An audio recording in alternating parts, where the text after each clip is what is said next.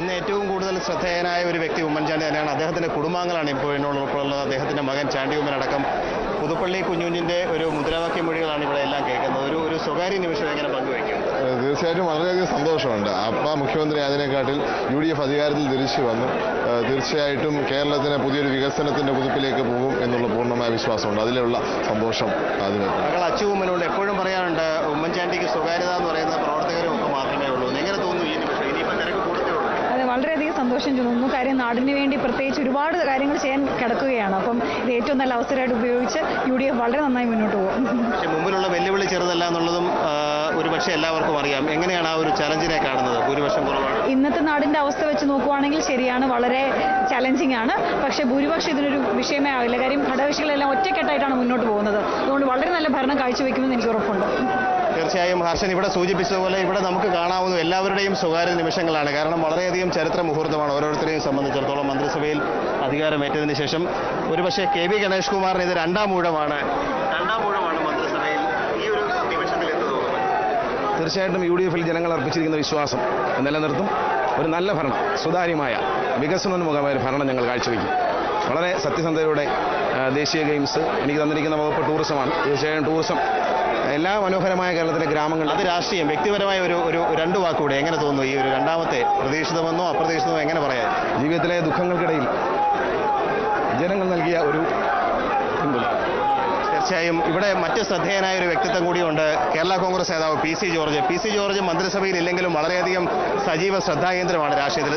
PCയെ കുറിച്ചാണ് എല്ലാവരും ചർച്ച ചെയ്യുന്നത്, മന്ത്രിസഭയിൽ അംഗമാണെങ്കിലും അല്ലെങ്കിലും. പ്രത്യേകിച്ച് ചർച്ചയായില്ല. ഞാൻ ഐക്യജനാധിപത്യ മുന്നണിയുടെ ഏറ്റവും ശക്തനായ പ്രവർത്തകനാണ്. നേതാവ് എന്നതിനപ്പുറത്ത് ഞാൻ ശക്തനായ പ്രവർത്തകനാണ്.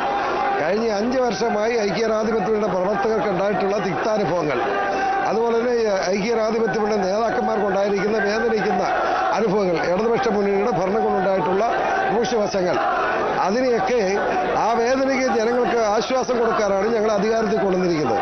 എന്ത് വില കൊടുത്തും ആ ജനവിഭാഗത്തിൻ്റെ എല്ലാ പ്രശ്നങ്ങളും പരിഹാരമുണ്ടാക്കാൻ 100% ആത്മാർത്ഥമായി നിൽക്കും.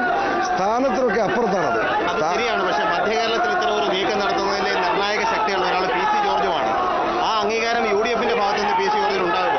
UDFന്റെ പ്രവർത്തകരുടെ ഭാഗത്ത് എനിക്കുള്ള അംഗീകാരം നല്ല ബോധ്യമാണ്. മന്ത്രിസ്ഥാനം എന്ന് പറയുന്നത് ഞാൻ പറഞ്ഞല്ലോ, മന്ത്രിസ്ഥാനവും ഒന്നും വലുതല്ല.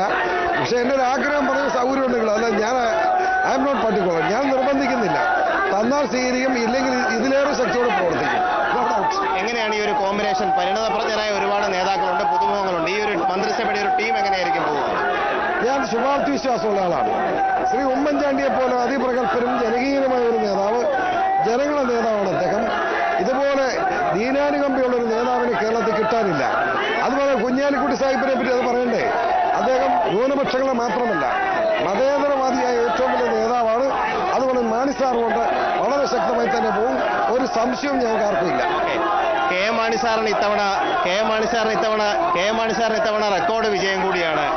എപ്പോഴും കെ എം മാണിസാർ കുടുംബത്തെക്കുറിച്ച് പറയുമ്പോൾ ആദ്യം പറയുന്ന ഒരു പദം കുട്ടിയമ്മയാണ്. എങ്ങനെ തോന്നി ചരിത്ര മുഹൂർത്തത്തിൽ? വളരെ നന്നായിരിക്കുന്നു. എല്ലാം വളരെ ദൈവാനുഗ്രഹം എന്ന് പറഞ്ഞാൽ മതി.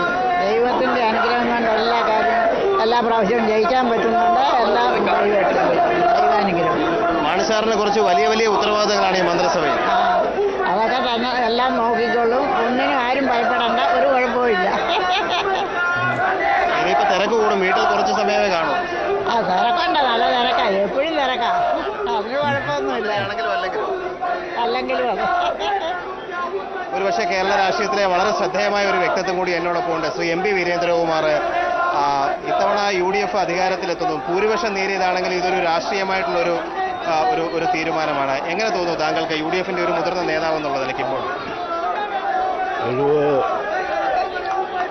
അച്യുതമേനോൻ മന്ത്രിസഭയ്ക്ക് 3 ആളുകളെ ഭൂരിപക്ഷം ഉണ്ടായിരുന്നു. അത് 7 കൊല്ലം ഭരിച്ചിട്ടുണ്ട്. ഈ മന്ത്രിസഭയിൽ ഭൂരിപക്ഷം കണക്കിന് അടിസ്ഥാനത്തിൽ കുറവാണെങ്കിലും സൂക്ഷിച്ചും ജാഗ്രതയോടും കൂടി പ്രശ്നങ്ങൾ കൈകാര്യം ചെയ്യുകയും ജനോപകാരപ്രദമായ നടപടികൾ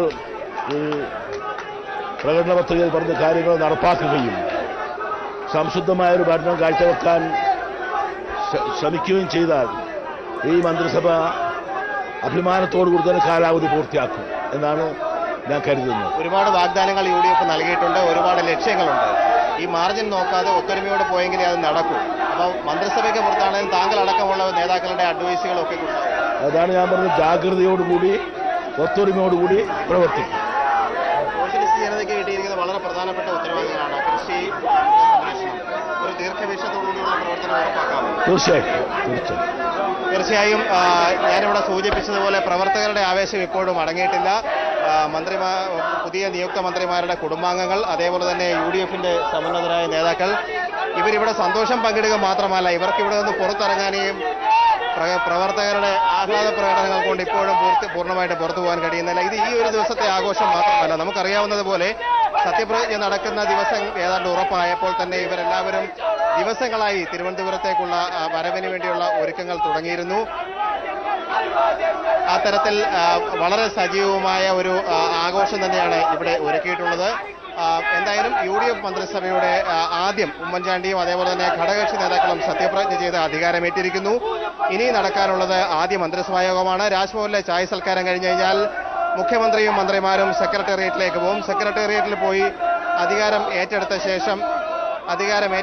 ശേഷം ആദ്യ മന്ത്രിസഭാ യോഗം നടക്കും. ഇന്നത്തെ ആദ്യ മന്ത്രിസഭാ യോഗത്തിൽ വളരെ നിർണായകമായ തീരുമാനങ്ങൾ ഉണ്ടാകും എന്ന് പ്രതീക്ഷിക്കുന്നുണ്ട്. പ്രത്യേകിച്ച് പെട്രോളിന് വില വർദ്ധിപ്പിച്ചപ്പോൾ അതിലധികമായി കിട്ടുന്ന നികുതി സംസ്ഥാനം ഒഴിവാക്കുന്നതടക്കം ജനക്ഷേമകരമായ തീരുമാനങ്ങൾ ഇത്തവണ ഉണ്ടാകുമെന്നാണ് പ്രതീക്ഷിക്കുന്നത്.